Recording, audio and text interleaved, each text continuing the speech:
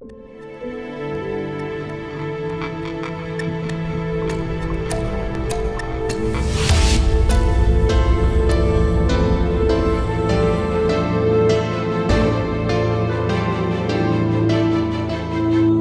സഹോദരങ്ങളെ, നിങ്ങളെല്ലാവരെയും ഈശോ സമൃദ്ധമായിട്ട് അനുഗ്രഹിക്കട്ടെ. 2 കാര്യങ്ങളാണ് നിങ്ങളോട് പറയാനായിട്ട് ആഗ്രഹിക്കുന്നത് ഇന്ന് ഈ അവസാന സെഷനിൽ. ഒന്നാമത്തെ കാര്യം, എങ്ങനെ നമുക്ക് ഡ്രഗിൽ വീഴാതെ എങ്ങനെ നമ്മുടെ കുഞ്ഞുങ്ങളെ ഈ കാലഘട്ടത്തിൽ ശ്രദ്ധിക്കാൻ പറ്റും. ഇതാണ് ഒന്നാമത്തെ കാര്യം. രണ്ടാമത്തെ കാര്യം നിങ്ങളുമായിട്ട് പങ്കുവയ്ക്കാനായിട്ട് ആഗ്രഹിക്കുന്നത്, ഇതിൽ വീണ് തകർന്നു തരിപ്പണമായിട്ടുള്ള ആളുകളെ എങ്ങനെ രക്ഷപ്പെടുത്താൻ പറ്റും. ഈ 2 കാര്യങ്ങൾ പങ്കുവയ്ക്കുകയാണ്. മൂന്നാമതൊരു കാര്യം കൂടിയും ഞാൻ സമയമുണ്ടെങ്കിൽ നിങ്ങളോട് പങ്കുവയ്ക്കാൻ ആഗ്രഹിക്കുന്നത്, ചിലപ്പോൾ നിങ്ങൾക്ക് രക്ഷപ്പെടുത്താൻ പറ്റാത്ത ഭയങ്കര നാർസിസിസ്റ്റിക് സ്വഭാവമുള്ള സ്വാർത്ഥരായിട്ടുള്ള ആളുകളുണ്ടാവും. അങ്ങനെയുള്ള ആളുകൾ നിങ്ങൾ എന്താണ് ചെയ്യേണ്ടത്? അപ്പോൾ 3 കാര്യങ്ങൾ നിങ്ങളുമായിട്ട് പങ്കുവയ്ക്കാനാണ് ഈ സമയം ഞാൻ ആഗ്രഹിക്കുന്നത്. ഒന്നാമത്തെ കാര്യത്തിലേക്ക് കടന്നു വരാം. നമുക്ക് എങ്ങനെയാണ് ഇപ്പോൾ ഇത്രയും ഡ്രഗുകൾ അവൈലബിൾ ആയിട്ടുള്ള ഒരു കാലഘട്ടത്തിൽ എന്താ നമ്മൾ ചെയ്യേണ്ടത്? ഒന്നാമതായിട്ട് എൻ്റെ പ്രിയമുള്ള സഹോദരങ്ങളെ, ഇതിനെക്കുറിച്ചുള്ളൊരു സാമാന്യമായ അറിവ് നിങ്ങൾക്കുണ്ടാകണം. എന്താ കാര്യം എന്ന് വെച്ച് കഴിഞ്ഞാൽ, ഇത് ഇല്ലെങ്കിൽ നിങ്ങൾ എങ്ങനെയാണ് പങ്കുവയ്ക്കാൻ പോകുന്നത്? നിങ്ങളുടെ മക്കളുടെ അടുത്ത് പറയണ്ടേ, എടാ കഞ്ചാവ് മിഠായി എന്ന് പറഞ്ഞ സാധനമുണ്ട്. എൻ്റെ അടുത്തൊരു മകൻ, വളരെ നല്ല സ്വഭാവമൊക്കെ ഉണ്ടായിരുന്നൊരു മകനാണ്. അവനെ കൊണ്ടുവന്നത് എന്തിൻ്റെ പ്രശ്നമായിട്ടാണെന്നറിയാമോ? അവൻ കഞ്ചാവ് മിഠായി കഴിച്ച്, കഞ്ചാവ് മിഠായി ഉണ്ട്. ഞാൻ ആദ്യമായിട്ടാണ് അന്ന് കഞ്ചാവ് മിഠായി ഉണ്ടെന്ന് കേൾക്കണത്. എനിക്കതുവരെ അറിയില്ലായിരുന്നു കഞ്ചാവിൻ്റെ മിഠായി ഉണ്ടെന്ന്. അവനത് ഓൺലൈനിലൂടെയും മറ്റും വരുത്തി അതൊക്കെ കണ്ടുപിടിച്ച് അവൻ സെൽഫായിട്ടാണ് ഇതൊക്കെ ചെയ്യുന്നത്. ഇവർ ആരെങ്കിലും ഞാൻ വിചാരിച്ചത് ഇങ്ങനത്തെ കാര്യങ്ങളൊന്നും പറയണ്ട, കാരണം കുട്ടികൾക്ക് പുതിയൊരു അറിവ് കിട്ടും. ഞാൻ പറഞ്ഞു കഴിഞ്ഞാൽ പുതിയ കാര്യങ്ങൾ അവർ അറിഞ്ഞു തുടങ്ങും എന്നുള്ളതുകൊണ്ട് പുതിയ കാര്യങ്ങളെ പറ്റി ഒരുപാട് പറയണ്ടെന്ന് വിചാരിച്ചാണ്. ഞാൻ പോലും കേൾക്കാത്ത ഒരു സാധനം എൻ്റെ പ്രിയമുള്ള സഹോദരങ്ങൾ ഇവർ കണ്ടെത്തി, റിസർച്ച് ചെയ്ത് കണ്ടെത്തി. അവൻ വരുത്തി കഞ്ചാവ് മിഠായി അടിച്ച് അവൻ ബോധമില്ലാതെ ഓരോ കാര്യങ്ങൾ ചെയ്തിട്ട് അവൻ്റെ വീട്ടുകാർ കണ്ടുപിടിച്ച് കൊണ്ടുവന്നു. അപ്പോൾ നമ്മുടെ കുട്ടികളെ, എൻ്റെ പ്രിയമുള്ള സഹോദരങ്ങളെ, പറഞ്ഞ് പഠിപ്പിക്കാനായി നമ്മൾ സ്വാഭാവികമായ ഒരു നാച്ചുറലായിട്ടുള്ള ഒരു അതിസ്വാഭാവികമായുള്ള അറിവ് നിങ്ങൾ സമ്പാദിക്കണം എന്നല്ല ഞാൻ പറയുന്നത്.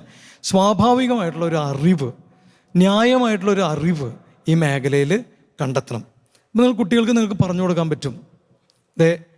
ആ ചേട്ടൻ പലതും പറയും, എന്നോട് ഉപയോഗിച്ച കുഴപ്പമില്ല എന്ന് പറയും. അത് കുഴപ്പമാണ്, അതിൻ്റെ പ്രശ്നം ഇതാണ് എന്ന് പറഞ്ഞു കൊടുക്കാനായിട്ട് നമുക്ക് പറ്റും. നമ്മൾ 5ാം ക്ലാസ്സിൽ പഠിക്കുന്ന ഒരു കുട്ടിയുടെ അടുത്ത് നിങ്ങളിത് പറയുന്നതുകൊണ്ട് യാതൊരു തെറ്റുമില്ല കേട്ടോ. കാരണം എന്താണെന്നറിയാമോ? ആ UP സ്കൂൾ തുടങ്ങിയിട്ട് ഈ സാധനങ്ങൾ അവൈലബിൾ ആക്കുന്ന നെറ്റ്വർക്കും കാര്യങ്ങളും വളരെ ശക്തമാണ് നമ്മുടെ ഈ ലോകത്ത്. അതുകൊണ്ട് നമ്മളിത് പറയുന്നതുകൊണ്ട് യാതൊരു തെറ്റുമില്ല. സ്കൂളിൽ ചിലപ്പോൾ അവർ മിഠായി എന്ന് പറഞ്ഞിട്ട് നിൻ്റെ കൂട്ടുകാരിൽ നിന്ന് തരുന്ന മിഠായി വരെ, സാധാരണ നമ്മളിപ്പോൾ എക്ലേഷോ അല്ലെങ്കിൽ കിറ്റ്കാറ്റോ അങ്ങനെ ഏതെങ്കിലും മിഠായി കഴിക്കണതിൻ്റെ കാര്യമല്ല ഞാൻ പറയുന്നത്. ഇതൊന്നും അറിയാത്തൊരു മിഠായി മോനെ നിനക്ക് തന്നു കഴിഞ്ഞാൽ നീ കഴിക്കേണ്ട, നീ ഇങ്ങോട്ട് കൊണ്ടുവന്നു വന്നിട്ട് ബാഗിലിട്ട് നീ കൊണ്ടുവന്നു വന്നിട്ട് എൻ്റെ കൂട്ടുകാരൻ തന്നിട്ടുള്ള മിഠായി ഇതെന്താ ചെയ്യണ്ടേ? ഇതുമ്പോൾ പേരില്ല, ഒരു സാധനവും ഇല്ല, അല്ലാന്നുണ്ടെങ്കിൽ ഈ പേര് ഞാൻ ഇതുവരെ കേട്ടിട്ടില്ല, ഈ പേര് ഞാൻ ഇതുവരെ കണ്ടിട്ടില്ല. അങ്ങനത്തെ മിഠായി ആണെങ്കിൽ കുട്ടികളോട് പറയണം, കുഞ്ഞെ നീ അത് അവിടെ വെച്ച് കഴിക്കണ്ട, വാങ്ങി പോക്കറ്റിലിടുക, വീട്ടിലേക്ക് കൊണ്ടുവരിക. ഇനി വീട്ടിലേക്ക് കൊണ്ടുവന്നു കഴിഞ്ഞാൽ നമുക്ക് പറയാൻ പറ്റണ്ട ഇതാണോ അല്ലേ എന്നുള്ളത്, അല്ലേ? അപ്പോൾ ഒരു ന്യായമായിട്ടുള്ളൊരു അറിവ് പാരൻസ് ഈ മേഖലയിൽ ഉണ്ടാക്കണം. ഇനി അറിവുണ്ടാക്കിയാൽ മാത്രം പോരാ. നിങ്ങൾ ഭക്ഷണം കഴിക്കുമ്പോൾ മാസത്തിലൊരിക്കലൊക്കെ ഈ ഡ്രഗിനെ പറ്റിയിട്ടൊക്കെ പറയണം കുട്ടികളുടെ അടുത്ത്. കുട്ടികളിത് കണ്ടുപിടിക്കില്ല, അറിയില്ല എന്ന് നിങ്ങൾ വിചാരിക്കരുത്. നമ്മളെക്കാൾ നന്നായി ഈ ഡ്രഗിനെ കുറിച്ചിട്ട് അവർ അതിൻ്റെ സുഖങ്ങളും അതിൻ്റെ നല്ല കാര്യങ്ങളും ഒക്കെ കുറേ കേൾക്കുന്നുണ്ട് അവരുടെ കൂട്ടുകാരിൽ നിന്നും മറ്റ് സ്ഥലങ്ങളിൽ നിന്നൊക്കെ.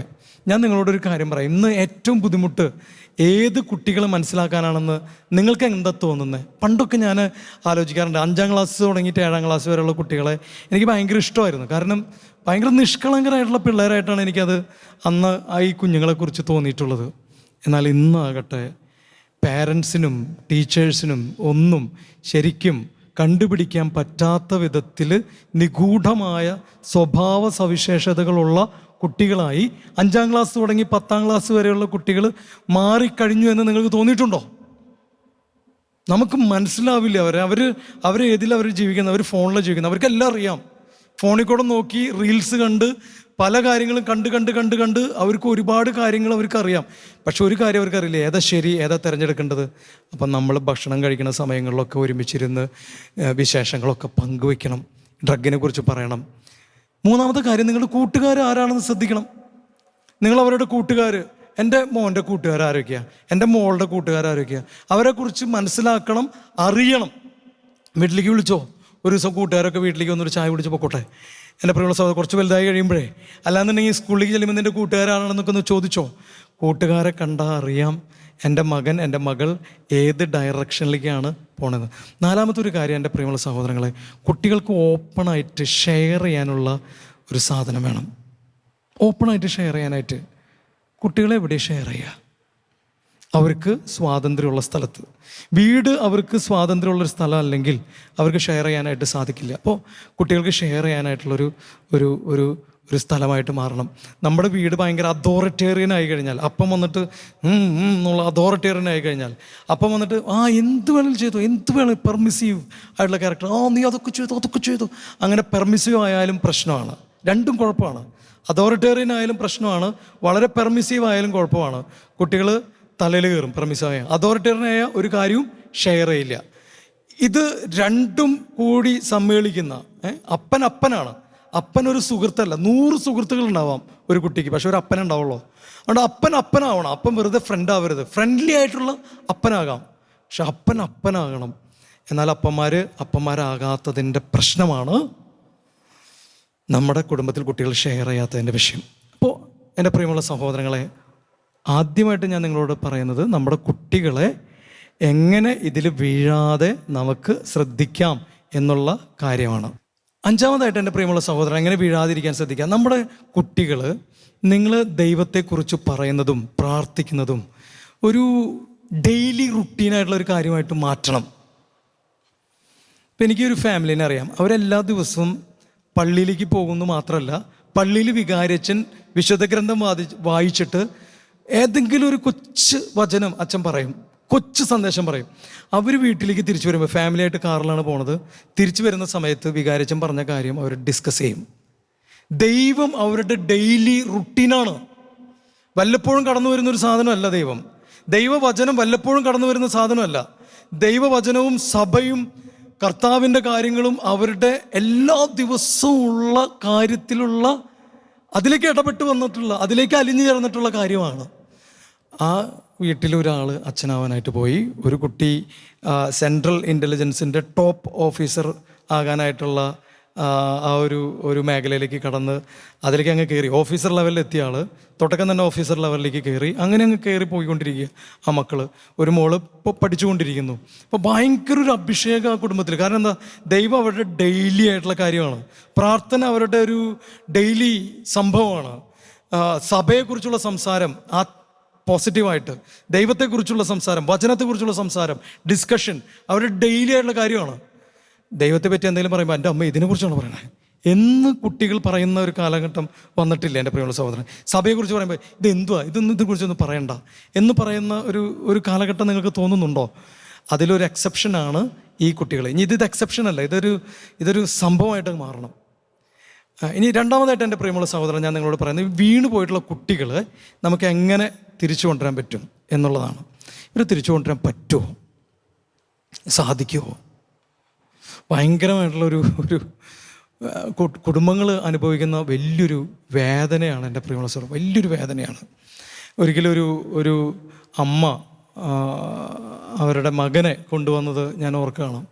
ഷർട്ടിൻ്റെ ഒരൊറ്റ കുടുക്കില്ല അവന്, എല്ലാ കുടുക്കും വലിച്ച് പൊട്ടിച്ച് ഓളിയിട്ട് അമ്മേനെയും അപ്പനെയും തെറി വിളിച്ച്, അങ്ങനെയാണ് അവൻ ഡി അഡിക്ഷൻ സെൻറ്ററിലേക്ക് കയറി വരുന്നത്. എൻ്റെ പ്രിയമുള്ള സഹോദരങ്ങളെ, എങ്ങനെയാണ് അവനെ രക്ഷിക്കുക?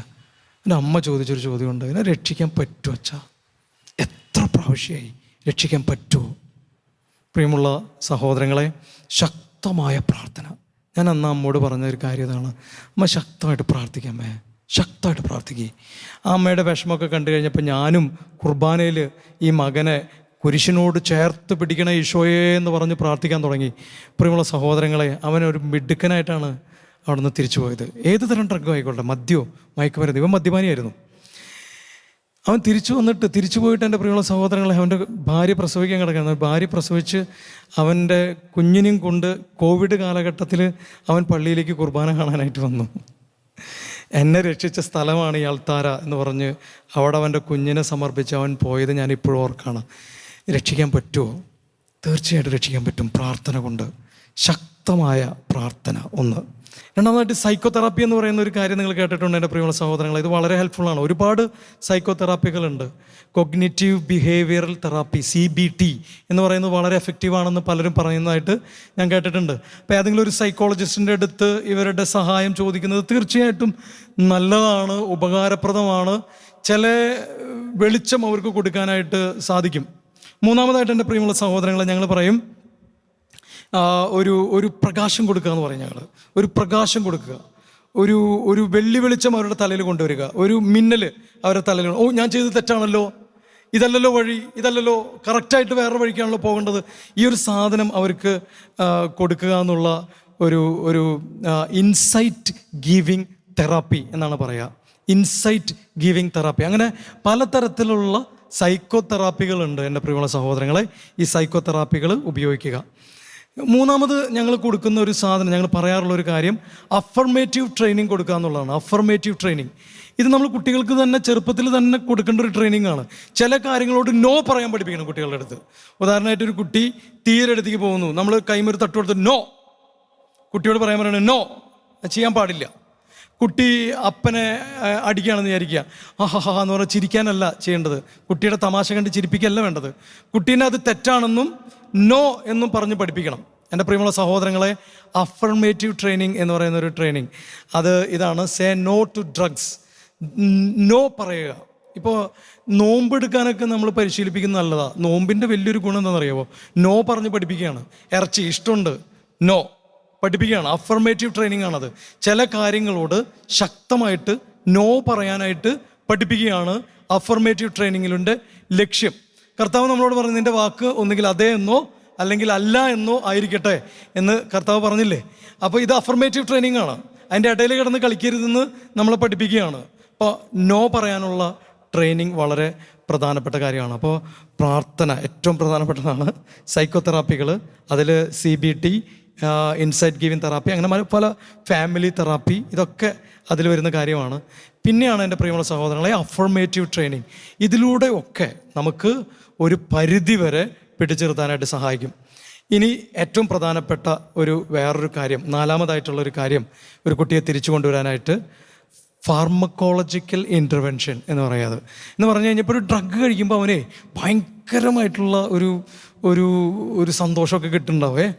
ആദ്യം കഴിക്കുമ്പോൾ ഇപ്പോൾ 100 ഗ്രാം കഴിക്കുമ്പോൾ 1000 സന്തോഷം ഉണ്ടായെന്ന് വിചാരിക്കുക, വെറുതെ വിചാരിക്കുക.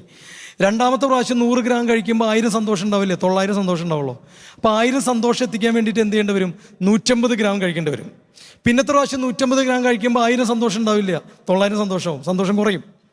അപ്പോൾ ഇങ്ങനെ ഡ്രഗിൻ്റെ അളവ് ഭയങ്കരമായിട്ട് കൂടും, സന്തോഷത്തിൻ്റെ അളവ് കുറയും. അങ്ങനെ കുറഞ്ഞ് സന്തോഷത്തിൻ്റെ അളവ് ഇങ്ങനെ കുറഞ്ഞു പോകും, ഡ്രഗിൻ്റെ അളവ് ഇങ്ങനെ കൂടി വരും, അവസാനം ഒരു ഡിപ്രഷനിലേക്ക് എത്തും. അപ്പോൾ ഇങ്ങനെയുള്ള മക്കളെ ഒരു ഫാർമക്കോളജിക്കൽ ഇൻ്റർവെൻഷൻ അത്യാവശ്യമാണ്. നമ്മളൊരു സൈക്യാട്രിസ്റ്റിൻ്റെ സഹായം ചോദിച്ചേ പറ്റൂ. വളരെ പ്രധാനപ്പെട്ട കാര്യമാണ്. ഒരു സൈക്കോളജിസ്റ്റിൻ്റെ സഹായം, സൈക്യാട്രിസ്റ്റിൻ്റെ സഹായം ചോദിക്കുക, മരുന്നുകൾ ആരംഭിക്കുക. ഇനി മൂന്നാമതായിട്ട് എൻ്റെ പ്രിയമുള്ള സഹോദരങ്ങളെ, ഞാൻ നിങ്ങളോട് പറയാമെന്ന് പറഞ്ഞത് സമയമുണ്ട്, അതായിരുന്നു അത് പറയാനായിട്ട് സാധിക്കും. നമ്മൾ ചില ആളുകളെ രക്ഷിക്കാൻ നമുക്ക് പറ്റില്ല. നിങ്ങൾ വിഷമം വിചാരിക്കരുത് കേട്ടോ. പ്രത്യേകിച്ച് ഞാൻ പറയുന്നത് നിങ്ങൾ ശ്രദ്ധിച്ച് കേൾക്കണം. കാരണം എന്താണെന്നറിയാമോ? ഇത് ഭയങ്കര സംശയത്തിന് ഇടവരാൻ സാധ്യതയുള്ള കാര്യമാണ്. അതുകൊണ്ടാണ് നിങ്ങളോട് ശ്രദ്ധിച്ച് കേൾക്കണമെന്ന് ഞാൻ നിങ്ങളോട് ആവശ്യപ്പെടുന്നത്. ചില മക്കളെ രക്ഷിക്കാനായിട്ട് സാധിക്കില്ല. ഒരുപക്ഷെ നിങ്ങളുടെ വീട്ടിൽ പോലും അവരെ നിർത്താൻ സാധിക്കില്ല. അങ്ങനെയുള്ളവരെ നിങ്ങൾ ഏതെങ്കിലും സെൻറ്ററുകളിലാക്കി നിങ്ങളുടെ ജീവിതം മുന്നോട്ട് കൊണ്ടുപോയിക്കോളൂ. അതുകൊണ്ട് യാതൊരു പ്രശ്നവുമില്ല. ഇത് ഞാൻ നിങ്ങളുടെ അടുത്ത് പറയുന്നത് ഭയങ്കര ഭാരത്തോടു കൂടെയാണ്, അതുകൊണ്ട് വളരെ ലാഘവത്തോടു കൂടെയല്ല. എങ്ങനെയുള്ളവരെയാണ് ഞാൻ പറയുന്നത് അറിയാവോ? സ്വാർത്ഥരായിട്ടുള്ള, നാർസിസിസ്റ്റിക് സ്വഭാവമുള്ള. നാർസിസിസ് എന്ന് പറഞ്ഞു കഴിഞ്ഞാൽ എൻ്റെ സുഖം, എൻ്റെ സന്തോഷം, അതിനപ്പുറം ഒന്നുമില്ലാത്ത ആളുകളെ വിളിക്കുന്ന പേരാണ് നാർസിസിസ്റ്റ്. അവൻ ഡ്രഗ് ഉപയോഗിച്ച് തുടങ്ങി കഴിഞ്ഞാൽ ഒരാൾക്കും പിടിചേർത്താൻ പറ്റില്ല, ഒരാൾക്കും അവനെ രക്ഷിക്കാനും പറ്റില്ല. അങ്ങനെയുള്ള ആളുകളുണ്ട് എൻ്റെ പ്രിയമുള്ള സഹോദരങ്ങളെ. നമ്മുടെ കർത്താവ് തന്നെ മത്തായിയുടെ സുവിശേഷത്തിൽ ഇങ്ങനെ പറയുന്ന ഒരു ഭാഗമുണ്ട്. മത്തായിയുടെ സുവിശേഷത്തിൽ കർത്താവ് പറയാം, നിൻ്റെ സഹോദരൻ തെറ്റ് ചെയ്യുന്നത് നീ കണ്ടാൽ നീയും അവനും മാത്രമായിരിക്കുമ്പോൾ ചെന്ന് അവനെ ഉപദേശിക്കുക. അവൻ നിൻ്റെ ഉപദേശം കേട്ടാൽ നീ അവനെ നേടിക്കഴിഞ്ഞു. ഞാൻ നിൻ്റെ ഉപദേശം കേൾക്കുന്നില്ലെങ്കിൽ 2-3 സാക്ഷികളെ കൂടി കൊണ്ടുപോവുക. അവരെയും കേൾക്കുന്നില്ലെങ്കിൽ സഭയോട് പറയുക. സഭയെയും കേൾക്കുന്നില്ലെങ്കിൽ നീ എന്ത് ചെയ്തു എന്നാണ് കർത്താവ് പറഞ്ഞത്? അവൻ നിനക്ക് വിജാതീയനായിരിക്കട്ടെ എന്നാണ് പറഞ്ഞത്. കാരണം ഭയങ്കര നാർസിസിസ്റ്റിക് സ്വഭാവമുള്ള ഒരാളാണ്. എൻ്റെ സുഖം, അതിനപ്പുറം ഒന്നുമില്ല. എൻ്റെ സന്തോഷം, എൻ്റെ അതിനപ്പുറം ഒന്നുമില്ലാത്തവനെ നോക്കാതിരുന്നതുകൊണ്ട് നിന്നെ ദൈവം സ്വർഗരാജ്യത്തിൽ കയറ്റാതിരിക്കുകയില്ല. വിഷമിക്കണ്ട എൻ്റെ പ്രിയമുള്ള സഹോദരങ്ങളെ. നമ്മുടെ കർത്താവ് ഒരുത്തൻ മാത്രം വിവാഹവിരുന്നിൻ്റെ സമയത്ത് വിവാഹവസ്ത്രം ധരിക്കാതെ അങ്ങ് വന്നു. എന്താ അവൻ്റെ പ്രശ്നം? വേറൊരാളുടെ അല്ലെങ്കിൽ ദൈവരാജ്യത്തിൻ്റെ നിയമത്തിനനുസരിച്ച് മാറാൻ ഞാൻ തയ്യാറല്ല. ഈ ദൈവരാജ്യം സുഖമൊക്കെ വേണം, പക്ഷെ ദൈവരാജ്യത്തിൻ്റെ നിയമം അനുസരിച്ച്, ദൈവരാജ്യം അനുസരിച്ച് ഞാൻ മാറാൻ തയ്യാറല്ല. ഞാൻ ഇതന്നെ ചെയ്യുള്ളൂ. അങ്ങനെയുള്ളവനെ കർത്താവ് എന്താ ചെയ്തത്? എടുത്ത് പുറത്തേക്ക് എറിഞ്ഞു കളയാൻ പറഞ്ഞു. അവിടെ വിലാപവും പല്ലുകടിയും ആയിരിക്കുന്നതാണ് ദൈവത്തിൻ്റെ വചനം നമ്മൾ ഓർമ്മിപ്പിക്കുന്നത്, അല്ലേ? ഇത് ഞാൻ വളരെ വേദനയോടെ പറയുന്നതാണ് കേട്ടോ. അതുകൊണ്ട് വളരെ ശ്രദ്ധിച്ച് ഇത് ഡിസേൺ ചെയ്യാവോ എന്ന് നിങ്ങളോട് ഈ സമയത്ത് പറയാനായിട്ട് ആഗ്രഹിക്കുകയാണ്. കർത്താവ് ഇങ്ങനെ പറയാം, നിങ്ങളുടെ മുത്തുകൾ പന്നികൾക്ക് ഇട്ടുകൊടുക്കരുത്, നല്ലത് നായ്ക്കൾക്ക് ഇട്ടുകൊടുക്കരുത്. എന്താ പ്രശ്നം? അവ അത് നശിപ്പിക്കുകയും തിരിഞ്ഞ് നിങ്ങളെ ആക്രമിക്കുകയും ചെയ്തേക്കാം. ഇവരുടെ പ്രത്യേകത എന്നാ? വചനം പറയാം, നായ ഛർദ്ദിച്ചത് ഭക്ഷിക്കും. അവൻ്റെ ഇഷ്ടം, അവൻ്റെ താല്പര്യം, എത്ര പൊട്ടയാലും ഞാനിത് ചെയ്യും. പന്നി കുളിച്ചതിന് ശേഷം വീണ്ടും ചെളിയിലേക്ക് പോകും. ഇതാണ് എൻ്റെ സുഖം, ഇതിനപ്പുറം ഒരു സാധനം ഇല്ല. ഒരാൾ എന്നോട് പറയാൻ വരണ്ട, എൻ്റെ ഇഷ്ടം എനിക്കറിയാം, എൻ്റെ കാര്യം നോക്കാൻ എനിക്കറിയാം എന്ന് പറഞ്ഞ് ലഹരി ഉപയോഗിക്കുന്ന ഒരു സ്വഭാവ സവിശേഷതയുള്ള ഒരു വ്യക്തിയെ, പ്രിയമുള്ള സഹോദരങ്ങളെ, തിരിച്ചു കൊണ്ടുവരിക അസാധ്യമാണെന്ന് വേണമെങ്കിൽ പറയാം. ഒട്ടും എളുപ്പമല്ല. അങ്ങനെയുള്ള ആളുകളെ നിങ്ങൾ, കർത്താവിൻ്റെ വചനം പറയാം, നിങ്ങളെല്ലാവരോടും ക്ഷമിക്കണം എന്നൊക്കെ കർത്താവിൻ്റെ വചനം പറയുന്നുണ്ടല്ലേ. പക്ഷെ ഞാൻ നിങ്ങളോടൊരു കാര്യം ചോദിക്കട്ടെ. കർത്താവിൻ്റെ വലതുവശത്ത് കിടന്ന കള്ളനോട് കർത്താവ് പറഞ്ഞു, നീ എന്നോട് കൂടെ പർദീസയിലായിരിക്കും. എന്ത് ഇടതുവശത്തുള്ള കള്ളനോട് കർത്താവ് അത് പറഞ്ഞില്ല? അവനും സഹിച്ചുകൊണ്ടിരിക്കുകയല്ലായിരുന്നോ? അവനും വേദനിച്ചുകൊണ്ടിരിക്കുകയല്ലായിരുന്നോ? എന്തുകൊണ്ട് കർത്താവ് അവനോട് അത് പറഞ്ഞില്ല? എൻ്റെ പ്രിയമുള്ള സഹോദരൻ, അതിൻ്റെ കാരണം എന്താണെന്നറിയാവോ? അവൻ ഒരു നാർസിസിസ്റ്റാണ്. എന്ത് വില കൊടുത്തു എനിക്ക് രക്ഷപ്പെട്ടാൽ മതി, നിന്റെ സഹനമൊന്നും എനിക്കറിയണ്ട, നിന്റെ വിഷമമൊന്നും എനിക്കറിയണ്ട, എൻ്റെ കാര്യം. അതാണ് അവൻ പറഞ്ഞുകൊണ്ടിരുന്നത്. ഇതൊരു നാർസിസിസ്റ്റിൻ്റെ സ്വഭാവമാണ്. ഇവൻ രക്ഷപ്പെടില്ല. ഇങ്ങനെയുള്ളവർ, എനിക്കിപ്പോഴും ഓർമ്മയുള്ള പച്ചകടാതെ എൻ്റെ മനസ്സിൽ നിൽക്കുന്ന ഒരു കാര്യം എന്താണെന്നറിയാമോ പ്രിയമുള്ള സഹോദരങ്ങളെ? ഒരുത്തൻ അവൻ്റെ അമ്മയെ, 18-19 വയസ്സ് പ്രായമുള്ളൂ, അവൻ്റെ അമ്മയെ അഡിക്ഷൻ സെൻറ്ററിൽ വെച്ചിട്ട് ഞാൻ കാണുന്ന കാഴ്ച ഇതാണ്. അമ്മയെ കഴുത്തിൽ പിടിച്ചിട്ട് അവൻ അങ്ങ് പൊക്കി. ഞാൻ പറഞ്ഞത് കേട്ടില്ലെങ്കിൽ ഇല്ലടി എന്ന് പറഞ്ഞിട്ട് കഴുത്തിൽ പിടിച്ച് അമ്മേനെ പൊക്കി. അമ്മ ഇങ്ങനെ കിടന്ന് ശ്വാസം കിട്ടാതെ പെടയുന്ന സമയം ഞാൻ കണ്ട് വരുന്നത് എൻ്റെ പ്രിയമുള്ള സഹോദരങ്ങളെ, അവനൊരിക്കലും രക്ഷപ്പെടുത്താൻ പറ്റില്ല. എൻ്റെ സുഖത്തിനപ്പുറം എൻ്റെ അമ്മയുടെ വേദനയോ കണ്ണുനീരോ കാണാനായി ഒട്ടും സാധിക്കാത്ത, ഞാൻ ആ അമ്മയോട് ചോദിച്ചു, ഇവൻ ഈ MDMA ഒക്കെ ഉപയോഗിക്കുന്നതിന് മുമ്പേ ഇവൻ്റെ സ്വഭാവം എങ്ങനെയായിരുന്നു എന്ന്. അപ്പോഴും അമ്മ പറഞ്ഞു, ഇവൻ്റെ സ്വഭാവം പണ്ട് മുതലേ അങ്ങനെയാണ്. ഇവൻ്റെ കാര്യം നടന്നില്ല എന്നുണ്ടെങ്കിൽ അവൻ ഭീകരമായ പ്രശ്നം ഉണ്ടാക്കും. ഇവൻ്റെ കാര്യം നടത്താൻ വേണ്ടി എന്ത് കളിയും കളിക്കും. ഇവൻ്റെ സുഖം നേടിയെടുക്കാൻ വേണ്ടി ആരുടെ കാല് വേണമെങ്കിലും പിടിക്കും, ആരുടെ കാല് വേണമെങ്കിലും ഒടിക്കും. ഇതായിരുന്നു അവൻ്റെ മുമ്പത്തെയും സ്വഭാവം. ഇങ്ങനെ ഒരുത്തൻ ഡ്രഗും കൂടി ഉപയോഗിക്കാൻ തുടങ്ങിക്കഴിഞ്ഞാൽ അങ്ങനെ ഒരുത്തനെ നമുക്ക് രക്ഷിച്ചു കൊണ്ടുവരിക വളരെ ദുഷ്കരമാണ്. അപ്പം അങ്ങനെയുള്ളവരെ നിങ്ങൾക്ക് എന്ത് ചെയ്യാം പ്രിയമുള്ള സഹോദരങ്ങളെ? യോഹന്നാൻ ശ്ലീഹ ഇങ്ങനെ പറയുന്നുണ്ട്. യോഹന്നാൻ ശ്ലീഹയുടെ ലേഖനത്തിൽ ഇങ്ങനെ പറയാം, നിങ്ങൾ പാപികൾക്ക് വേണ്ടി പ്രാർത്ഥിക്കണം. എന്നാൽ ഞാൻ നിങ്ങളോടൊരു കാര്യം പറയുന്നു, ചിലർക്ക് വേണ്ടി നിങ്ങൾ പ്രാർത്ഥിക്കേണ്ട ചില പ്രത്യേക പാപങ്ങളുണ്ട്. ആ പാപങ്ങളിൽ ജീവിക്കുന്ന ആളുകൾക്ക് വേണ്ടി നിങ്ങൾ പ്രാർത്ഥിക്കണം എന്ന് ഞാൻ നിങ്ങളോട് ആവശ്യപ്പെടുന്നില്ല. ആ വചനം കറക്റ്റായിട്ടൊന്ന് വായിച്ച് നിങ്ങൾ കേൾക്കാം. കാരണം ഇത് ഭയങ്കരമായിട്ടുള്ള ഉള്ളിൽ വിഷമത്തോട് കൂടിയിട്ടാണ് പറയുന്നത്. അതിനാൽ വളരെ സന്തോഷത്തോട് കൂടിയിട്ട് ഞാൻ നിങ്ങളുടെ അടുത്ത് പറയുന്ന കാര്യമല്ല എൻ്റെ പ്രിയമുള്ള സഹോദരങ്ങളെ. വിഷമത്തോട് കൂടിയിട്ടാണ് ഇത് പറയുന്നത്. അതുകൊണ്ട് ഇങ്ങനെ നിങ്ങളെല്ലാവരും ഉപേക്ഷിക്കണമെന്നോ വേറെ സ്ഥലത്ത് അവനെ കൊണ്ട് നിർത്തണമെന്നോ ഒന്നുമല്ല എൻ്റെ പ്രിയമുള്ള സഹോദരങ്ങളെ. ദൈവത്തിൻ്റെ വചനം ഇങ്ങനെ പറയുന്നു, മരണത്തിന് അർഹമല്ലാത്ത പാപം സഹോദരൻ ചെയ്യുന്നത് കണ്ടാൽ അവൻ പ്രാർത്ഥിക്കട്ടെ, അവന് ദൈവം ജീവൻ നൽകും. മരണാർഹമല്ലാത്ത പാപം ചെയ്യുന്നവർക്ക് മാത്രമാണിത്. മരണാർഹമായ പാപമുണ്ട്, അതേപ്പറ്റി പ്രാർത്ഥിക്കണമെന്ന് ഞാൻ പറയുന്നില്ല. യോഹന്നാൻ പറയാ, ചില പാപങ്ങൾ ചെയ്യുന്ന ആൾക്കാർക്ക് വേണ്ടിയിട്ട് നിങ്ങൾ പ്രാർത്ഥിക്കണമെന്ന് ഞാൻ നിങ്ങളോട് പറയണില്ല. ഇപ്പം ഞാൻ നിങ്ങളുടെ അടുത്ത് കുറച്ച് കാര്യങ്ങൾ പറഞ്ഞു, 2 മേഖലകൾ പറഞ്ഞു. വീണ് പോയവനെ എങ്ങനെ കൊണ്ടുവരാം, വീഴാതെ എങ്ങനെ സംരക്ഷിക്കാം. എന്നാൽ ഒരുത്തൻ ഈ തരത്തിലുള്ള നാർസിസിസ്റ്റിക് ആയിട്ടുള്ള സ്വഭാവമുള്ള, അവൻ്റെ അമ്മയുടെ കണ്ണുനീര് അവന് പുച്ഛമാണ്. അമ്മ കരയുമ്പോൾ അവൻ ചിരിക്കുകയാണെന്ന് വിചാരിക്കുക, അവൻ്റെ അമ്മ കരയുമ്പോൾ ചിരിക്കുകയാണെന്ന് വിചാരിക്കുക. അങ്ങനെ ഒരു സ്വഭാവമുള്ള ഒരുത്തനാണെന്ന് വിചാരിക്കുക. അവൻ ഡ്രഗ് ഉപയോഗിച്ച് തുടങ്ങി കഴിഞ്ഞാൽ അവനെ രക്ഷിക്കാൻ പറ്റില്ല എൻ്റെ പ്രിയമുള്ള സഹോദരങ്ങളെ. ഇങ്ങനെ അത് വലിയ പാടാണ്. ഇങ്ങനെയുള്ളവരെ ഏതെങ്കിലും സെൻറ്ററുകളിൽ കൊണ്ടുവന്ന് നിർത്തുക. ഏതെങ്കിലും ഡി അഡിക്ഷൻ സെൻറ്ററുകളിലോ അല്ലെങ്കിൽ ഏതെങ്കിലും അങ്ങനെ പ്രത്യേകമായിട്ടുള്ള ഇങ്ങനെയുള്ള ആളുകളെ നോക്കുന്ന സ്ഥലത്തോ കൊണ്ടുചെന്ന് ഇങ്ങനെയുള്ള മക്കളെ അവിടെ കൊണ്ടുചെന്നാക്കി ജീവിതകാലം മുഴുവനും വേണമെന്നുണ്ടെങ്കിൽ അവിടെ കിടന്നോട്ടെ. അവർ പുറത്തേക്ക് അധികം വരാതിരിക്കുകയാണ് ഏറ്റവും നല്ലത് എന്ന് ഞാൻ പറയാനായിട്ട് ആഗ്രഹിക്കുകയാണ്. ഞാൻ നിങ്ങളോട് പറഞ്ഞല്ലോ എൻ്റെ പ്രിയമുള്ള സഹോദരങ്ങളെ, വളരെയധികം ഡിസേൺ ചെയ്ത് മാത്രമേ ഇത് ചെയ്യാവൂ.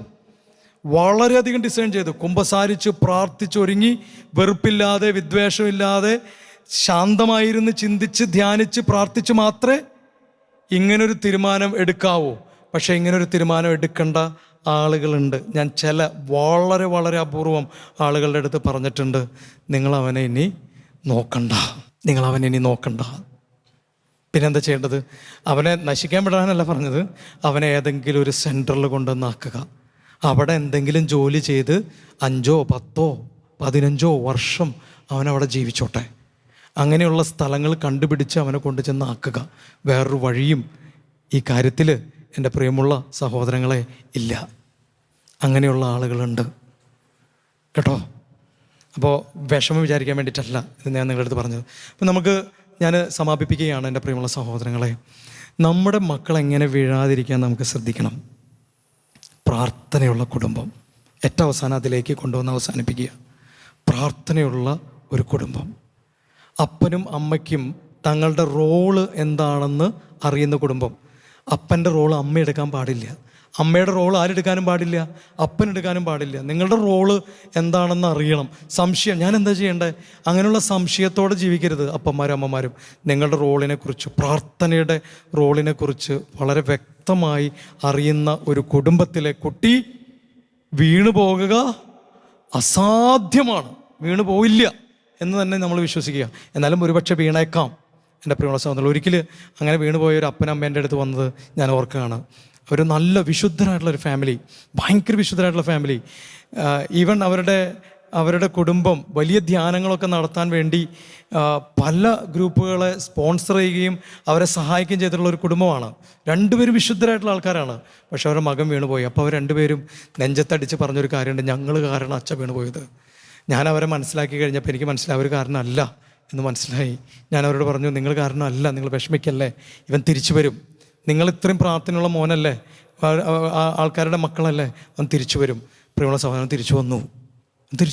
ഇത്രയും പ്രാർത്ഥന വീണാലും അവർ തിരിച്ചു വരും. അപ്പോൾ നമുക്ക് ശക്തമായ പ്രാർത്ഥനയുള്ള റോൾ എന്താണെന്ന് അറിയുന്ന ഒരു കുടുംബം രൂപപ്പെടുത്തിയെടുക്കാം. 13 വയസ്സായി കഴിഞ്ഞാൽ, ഒരു കുട്ടിക്ക് 13 വയസ്സായി കഴിഞ്ഞാൽ അവനെ പിന്നെ കുട്ടി എന്ന് വിളിക്കരുത്. തീർച്ചയായിട്ടും നിങ്ങളുടെ മകൻ തന്നെയായിരിക്കും, പക്ഷേ അവനൊരു യങ് അഡൾട്ടായി മാറിക്കഴിഞ്ഞു. അതുപോലെ അവനെ കാണുകയും പരിഗണിക്കുകയും ചെയ്യണം. വലിയൊരു അഭിഷേകം കർത്താവ് ഈ സമയം നൽകട്ടെ. ലഹരി ഉപയോഗിക്കുന്നവരുടെ കുടുംബങ്ങളെ സമർപ്പിച്ച് പ്രാർത്ഥിക്കുകയാണ്. പ്രത്യേകിച്ച് ഡ്രഗ്, അതാണ് ഞാൻ ഈ സമയം പറഞ്ഞത്. മദ്യലഹരി ഉപയോഗിക്കുന്നവരുടെ കുടുംബത്തെക്കുറിച്ച് നേരത്തെ പറഞ്ഞായിരുന്നു. മറ്റ് ലഹരികൾ ഉപയോഗിക്കുന്നവരുടെ കുടുംബാംഗങ്ങൾക്ക് വേണ്ടി ഈ സമയം പ്രാർത്ഥിക്കുകയാണ്. കോടിക്കണക്കിന് ആളുകൾ ഉപയോഗിക്കുന്നുണ്ട് ലഹരി, സിന്തറ്റിക് ഡ്രഗുകൾ. കോടിക്കണക്കിന് ആളുകൾ, അവരുടെ കുടുംബം എന്ന് പറഞ്ഞു കഴിഞ്ഞാൽ ഇപ്പോൾ അനേകം കോടി കുടുംബങ്ങൾ വേദന അനുഭവിക്കുകയാണ്. കർത്താവ്, അതിലേക്ക് അങ്ങയെ ക്ഷണിക്കുന്നു, അങ്ങ് എഴുന്നള്ളി വരണമേ. പരിശുദ്ധ അമ്മയെ ക്ഷണിക്കുന്നു, അമ്മ എഴുന്നള്ളി വരണമേ, സഹായിക്കണമേ. നമ്മൾ ഉടനെ തന്നെ ആരാധനയിലേക്ക് പ്രവേശിക്കുകയാണ്. വലിയൊരു അഭിഷേകം കർത്താവ് തരട്ടെ. നന്മ നിറഞ്ഞ മറിയമേ സ്വസ്തി, കർത്താവ് അങ്ങയോടുകൂടെ സ്ത്രീകളിൽ അങ്ങ് അനുഗ്രഹിക്കപ്പെട്ടവളാകുന്നു. അങ്ങയുടെ ഉദരത്തിൽ ഫലമായി ഈശോ അനുഗ്രഹിക്കപ്പെട്ടവനാകുന്നു.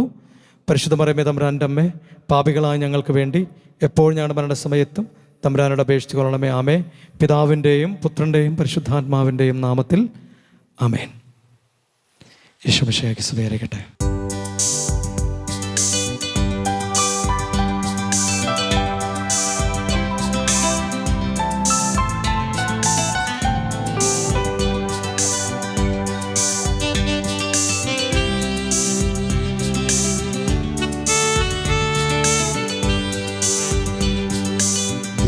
കുഞ്ഞാടേ ആത്മനാഥനെ, അങ്ങേ ഞങ്ങൾ ആരാധിക്കുന്നു.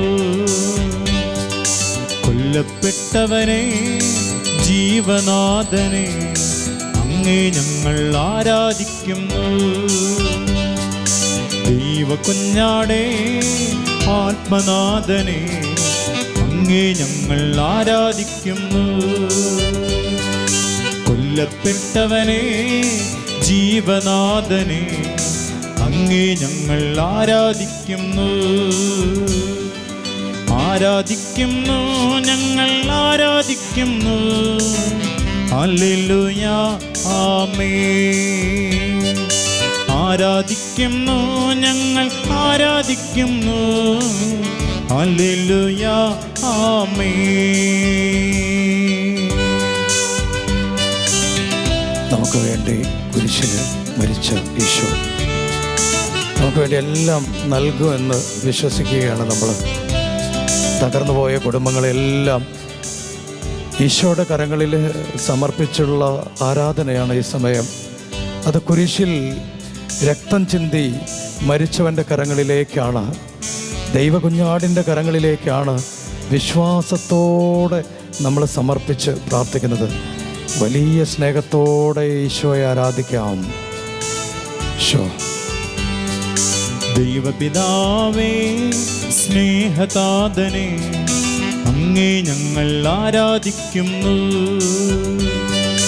പരിശുദ്ധാത്മാവേ ജീവാഗ്നിയെ, അങ്ങേ ഞങ്ങൾ ആരാധിക്കുന്നു.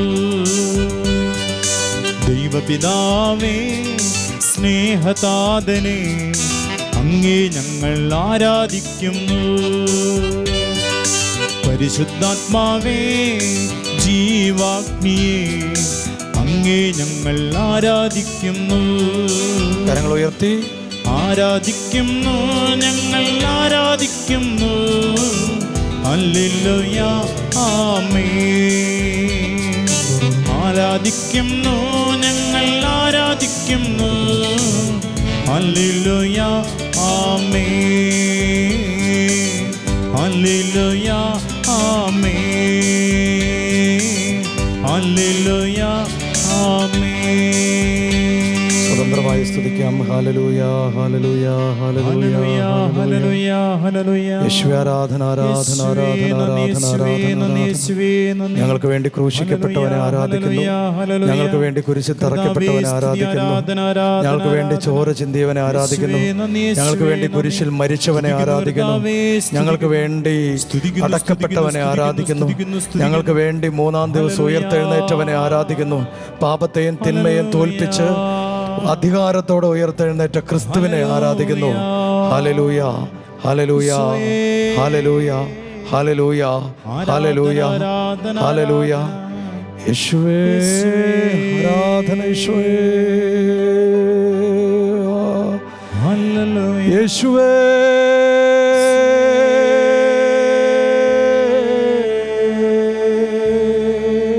യേശുവേ, യേശുവേ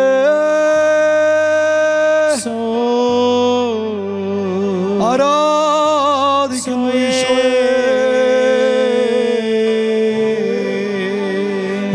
വന്ന് ആരാധിക്കുന്നു ഈശോയെ. ആരാധന സ്തുതി യേശുവേ.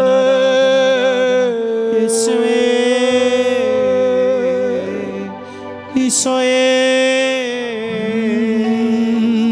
സ്തുതി ആരാധന ആരാധന ആരാധന ആരാധന ആരാധന. നിത്യസ്തുതിക്ക് യോഗ്യമായ പരിശുദ്ധ പരമ ദിവ്യകാരുണ്യ ഈശോയ്ക്ക് നേരവും ആരാധനയും സ്തുതിയും പുകഴ്ചയും ഉണ്ടായിരിക്കട്ടെ. നിത്യസ്തുതിക്ക് യോഗ്യമായ പരിശുദ്ധ പരമ ദിവ്യകാരുണ്യ ഈശോയ്ക്ക് നേരവും ആരാധനയും സ്തുതിയും പുകഴ്ചയും ഉണ്ടായിരിക്കട്ടെ. നിത്യസ്തുതിക്ക് യോഗ്യമായ പരിശുദ്ധ പരമ ദിവ്യകാരുണ്യ ഈശോയ്ക്ക് നേരവും ആരാധനയും സ്തുതിയും പുകഴ്ചയും ഉണ്ടായിരിക്കട്ടെ.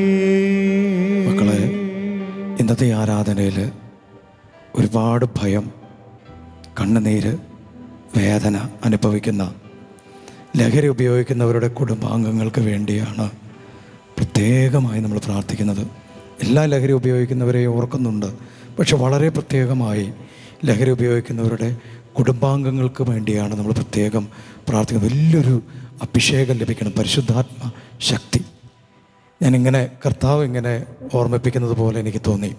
ഈശോയുടെ മരണശേഷം ശിഷ്യന്മാരാകെ ഭയപ്പെട്ട് പുറത്തേക്ക് ഇറങ്ങാൻ പോലും പറ്റാതെ അവർക്ക് എന്താ ചെയ്യേണ്ടതെന്നൊരു പിടിയില്ല. ആകെ ചിതറിക്കപ്പെട്ടു. ആ ഒരവസ്ഥയിൽ കഴിഞ്ഞിരുന്ന ശിഷ്യന്മാരുടെ ഇടയിലേക്ക് ഈശോ വന്നിട്ട് അവരോട് പറഞ്ഞു, അതൊക്കെ നിങ്ങളുടെ ഭയമെല്ലാം മാറും, നിങ്ങളുടെ ആശങ്കകളെല്ലാം മാറും, നിങ്ങളുടെ ചിതറിക്കപ്പെട്ട കുടുംബങ്ങളുടെ അവസ്ഥയുണ്ടല്ലോ അതൊക്കെ മാറും.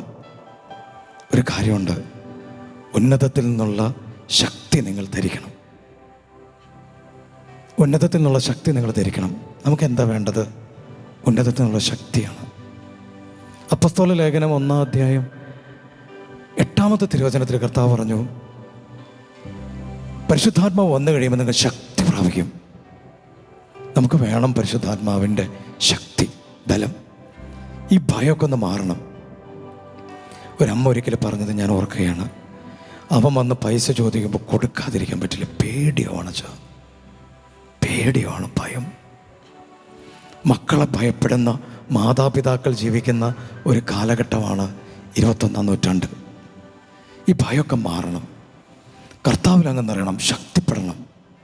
ശിഷ്യന്മാർക്ക് ആദ്യം ഭയം ഉണ്ടായിരുന്നു, പക്ഷേ പരിശുദ്ധാത്മാവ് വന്നു കഴിഞ്ഞപ്പോൾ അതങ്ങ് മാറി. ഈ സമയത്ത് 2 കരങ്ങൾ ഉയർത്തി എൻ്റെ പ്രിയമുള്ള മക്കളെ, നമ്മുടെ ജീവിതത്തിലേക്ക് പരിശുദ്ധാത്മാവിനെ ക്ഷണിച്ചുകൊണ്ട് ഇപ്പോൾ ഈ ആരാധനയിൽ പങ്കെടുത്തുകൊണ്ടിരിക്കുന്ന എല്ലാവരും പ്രാർത്ഥിക്കണം.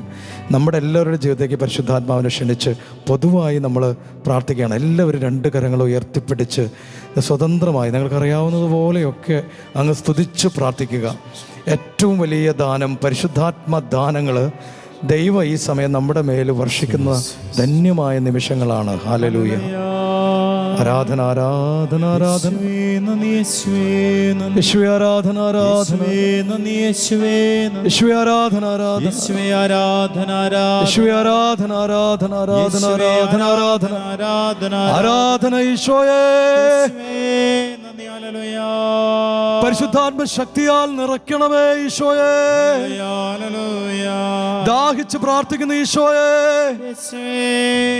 ഭയം, നിരാശ, ഉത്കണ്ഠ, രക്ഷപ്പെടാനാവില്ല എന്നുള്ള വിചാരം, കർത്താവേ, ഈ കല്ലുകളുടെ ഭാരം തലയിൽ വീണ് കുനിഞ്ഞുപോയ ശിരസും തളർന്നുപോയ മുതുകുമായിട്ട് നടക്കുകയാണ് ഞങ്ങൾ ഈ സമയം. ഈശോ, പരിശുദ്ധാത്മാവിനെ അയച്ച് ഈ കല്ലങ്ങ് എടുത്ത് മാറ്റണമേ.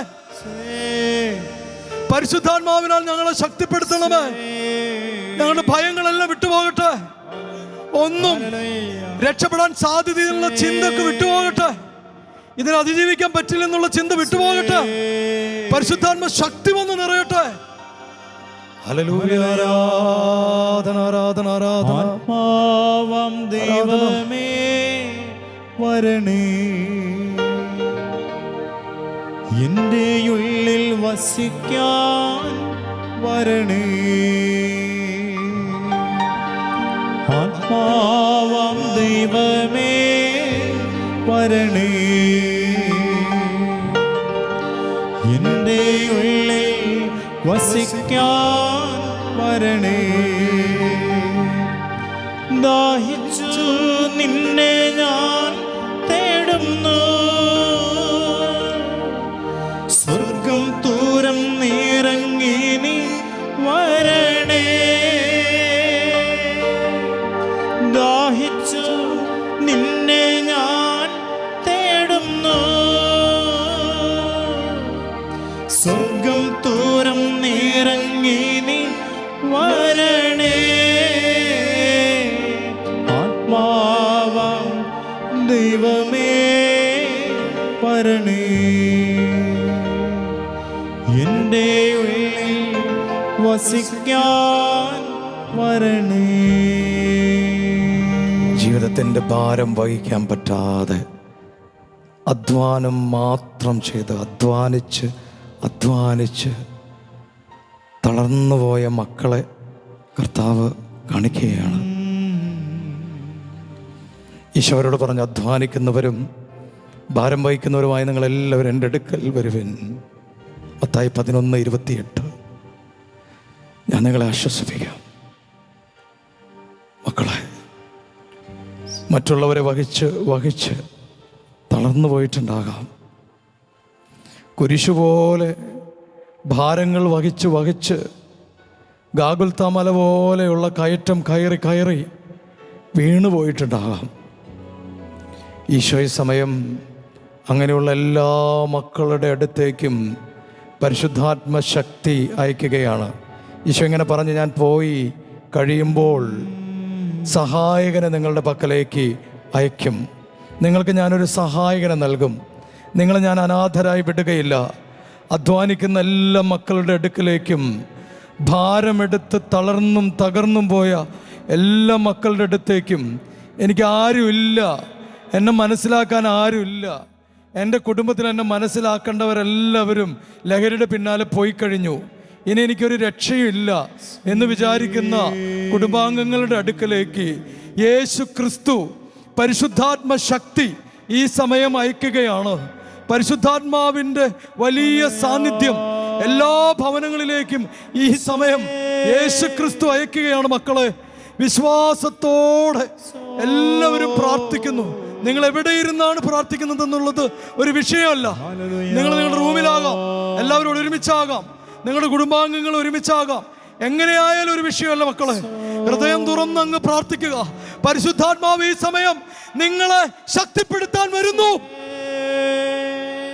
ഭാരത്താൽ ഞാൻ തളർന്നിടുമ്പോ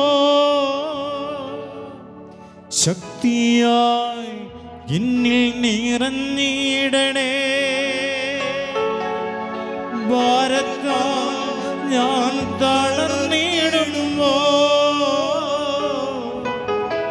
ശക്തിയായി എന്നിൽ നിറഞ്ഞിടണേ.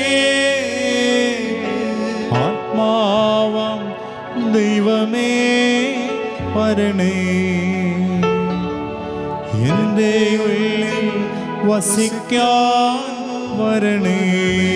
പരിശുദ്ധാത്മാവേ, ആത്മാവാം ദൈവമേ വരണേ. പരിശുദ്ധാത്മാവേ, എൻ്റെ ഉള്ളിൽ വസിക്കാൻ വരണേ. വലിയ സ്നേഹത്തോടെ പരിശുദ്ധാത്മാവിൻ്റെ സാന്നിധ്യം നിങ്ങളെല്ലാവരും ഈ സമയം അനുഭവിക്കുക. ശിഷ്യന്മാർ പരിശുദ്ധാത്മാവിൻ്റെ സാന്നിധ്യം അനുഭവിച്ചു. തീനാവുകളെ പോലെ അവർക്കത് അനുഭവപ്പെട്ടു. ഈ സമയം നമ്മുടെ എല്ലാവരുടെ ജീവിതത്തിൽ പരിശുദ്ധാത്മ ശക്തി അനുഭവിക്കുക. ഒരു നിമിഷം പരിശുദ്ധാത്മാവുമായി അങ്ങ് താതാത്മ്യപ്പെട്ട് ലയിച്ച് എല്ലാ മക്കളും പ്രാർത്ഥിക്കുക. പരിശുദ്ധാത്മാവേ, പരിശുദ്ധാത്മാവേ, പരിശുദ്ധാത്മാവേ, പരിശുദ്ധാത്മാവേ, പരിശുദ്ധാത്മാവേ, പരിശുദ്ധാത്മാവേ നിറയണമേ. പരിശുദ്ധാത്മാവേ നിറയണമേ. പരിശുദ്ധാത്മാവേ നിറയണമേ. എൻ്റെ ഈ ബലഹീനതയിൽ നിറയണമേ. എൻ്റെ കുടുംബത്തിൻ്റെ ഈ ബലഹീനതയിൽ നിറയണമേ. എൻ്റെ പ്രിയപ്പെട്ടവരുടെ പാപകരമായ ബലഹീനതയെ കർത്താവ് എടുത്ത് മാറ്റണമേ. പരിശുദ്ധാത്മാവേ ശക്തിപ്പെടുത്തണമേ ഞങ്ങളെ. പരിശുദ്ധാത്മാവേ നിറയണമേ. പരിശുദ്ധാത്മാവേ നിറയണമേ. പരിശുദ്ധാത്മാവേ നിറയണമേ. പരിശുദ്ധാത്മാവേ നിറയണമേ. പരിശുദ്ധാത്മാവേ നിറയണമേ. പരിശുദ്ധാത്മാവേ നിറഞ്ഞ് കവിയണമേ. പരിശുദ്ധാത്മാവേ നിറഞ്ഞ് കവിയണമേ. പരിശുദ്ധാത്മാവെ പൂർണ്ണമായി എന്നെ സ്വന്തമാക്കണമേ. പരിശുദ്ധാത്മാവെ പൂർണ്ണമായി എന്നെ സ്വന്തമാക്കണമേ. ഭാരം വഹിച്ച് തളർന്നു പോയ എന്നെ എഴുന്നേൽപ്പിക്കണമേ. മടുത്ത് നിരാശപ്പെട്ടു പോയ എന്നെ ചൂട് പിടിപ്പിക്കണമേ. എനിക്ക് വീണ്ടും ഒരു തീഷ്ണത നൽകണമേ. എൻ്റെ ജീവിതം നശിച്ചു പോയി എന്ന് വിചാരിച്ചു കൊണ്ടിരിക്കുന്ന എനിക്ക് വീണ്ടും ഒരു ജനനം നൽകണമേ. പുതിയൊരു ജനനം, യേശു ക്രിസ്തുവിൽ ഒരു ജനനം എനിക്ക് വീണ്ടും നൽകണമേ. പരിശുദ്ധാത്മാവേ, പരിശുദ്ധാത്മാവേ നിറയണമേ. പരിശുദ്ധാത്മാവേ നിറയണമേ. പരിശുദ്ധാത്മാവേ നിറയണമേ. എൻ്റെ ചിന്തകളെ കർത്താവേ പരിശുദ്ധാത്മാവെ ഏറ്റെടുക്കണമേ.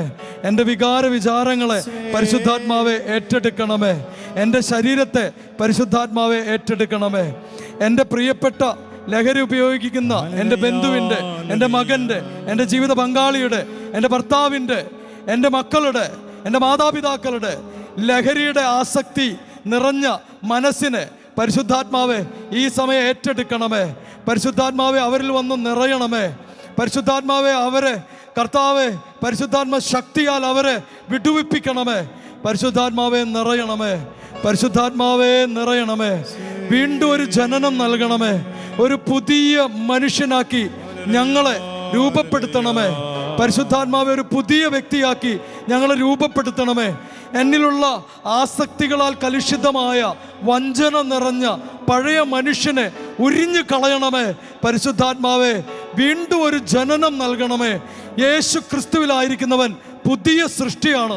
ഈ സമയത്ത് ഒരു പുതിയ സൃഷ്ടിയാകാനുള്ള അഭിഷേകം എനിക്കും എൻ്റെ കുടുംബത്തിനും, ലഹരി ഉപയോഗിക്കുന്ന മക്കളുണ്ടെങ്കിൽ അവർക്കും ഈ സമയം ഞങ്ങളെല്ലാവരും ഒരു കുടുംബമായി നിന്ന് പ്രാർത്ഥിക്കുകയാണ്. പരിശുദ്ധാത്മാവേ വീണ്ടും ഒരു ജനനം തരണമേ. പുതിയൊരു ജനനം നൽകും പരിശുദ്ധാത്മാവേ. പരിശുദ്ധാത്മാവേ പുതിയൊരു ശക്തിയിലുണരാ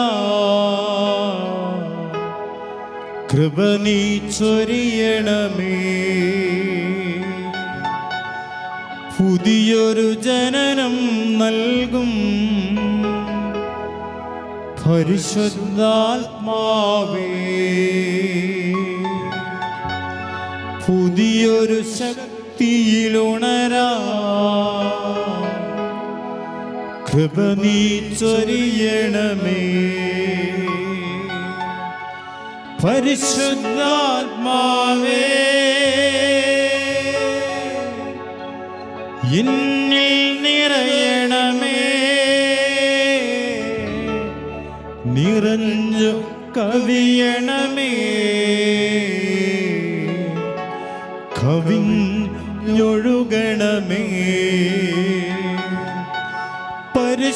പരിശുദ്ധാത്മാവേ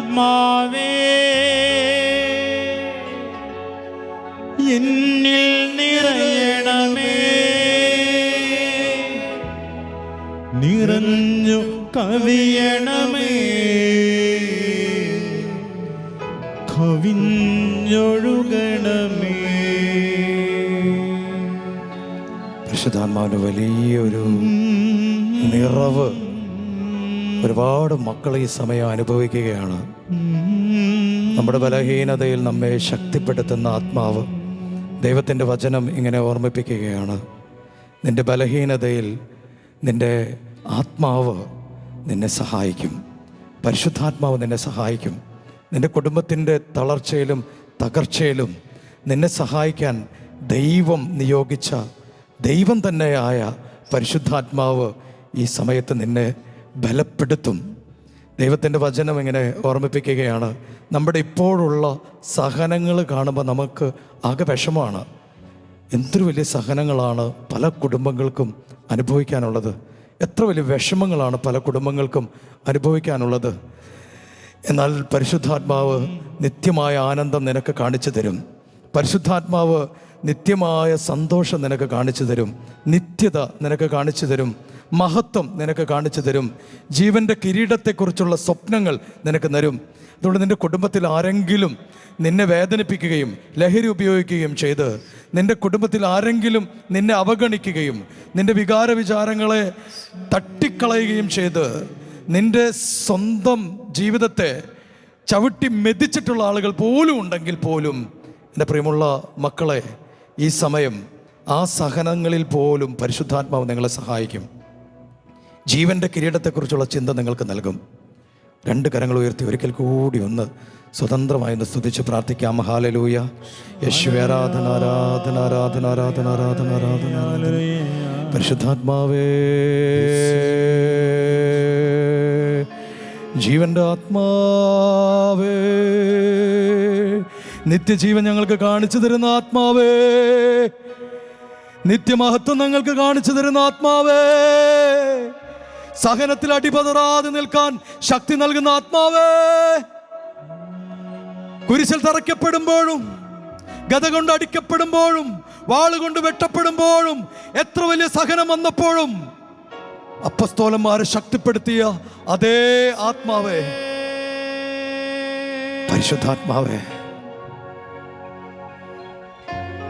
ഇപ്പോൾ ഈ ആരാധനയിൽ പങ്കെടുത്തുകൊണ്ടിരിക്കുന്ന എല്ലാവരിലും വന്ന് നിറഞ്ഞ് നിത്യമഹത്വത്തെക്കുറിച്ചുള്ള ബോധ്യം നൽകി, ജീവന്റെ കിരീടത്തെക്കുറിച്ചുള്ള ബോധ്യം നൽകി. ഇതുകൊണ്ടൊന്നും എല്ലാം അവസാനിക്കില്ല. ജീവന്റെ കിരീടം നിനക്കായി കാത്തുവച്ചിരിക്കുകയാണ് ദൈവം. ഈ വലിയ ബോധ്യം നൽകി തളർന്നുപോയ എല്ലാ മക്കളുടെയും ജീവിതത്തെ അങ്ങ് ബലപ്പെടുത്തണമേ പരിശുദ്ധാത്മാവേ. ഹല്ലേലൂയ, ഹല്ലേലൂയ, ഹല്ലേലൂയ. പരിശുദ്ധാത്മാവെ ബലപ്പെടുത്തണമേ, പരിശുദ്ധാത്മാവെ ബലപ്പെടുത്തണമേ, പരിശുദ്ധാത്മാവെ ശക്തിപ്പെടുത്തണമേ, പരിശുദ്ധാത്മാവെ നിത്യമഹത്വത്തിൻ്റെ വെളിപാട് നൽകണമേ, ബുദ്ധിക്കതീതമായ കാര്യങ്ങൾ വെളിപ്പെടുത്തി കൊടുക്കണമേ, ഈ ലോകത്തിൻ്റെ ചിന്തകൾക്ക് അതീതമായ കാര്യങ്ങൾ വെളിപ്പെടുത്തി കൊടുക്കണമേ പരിശുദ്ധാത്മാവേ. ഹല്ലേലൂയ, ഹല്ലേലൂയ. ഈശോയുടെ ആശീർവാദം നമ്മൾ സ്വീകരിക്കുകയാണ് മക്കളെ. വലിയൊരു ആശീർവാദമാണ്. ഈ സമയം പരിശുദ്ധാത്മ ശക്തി നമ്മളിൽ അങ്ങ് നിറയും.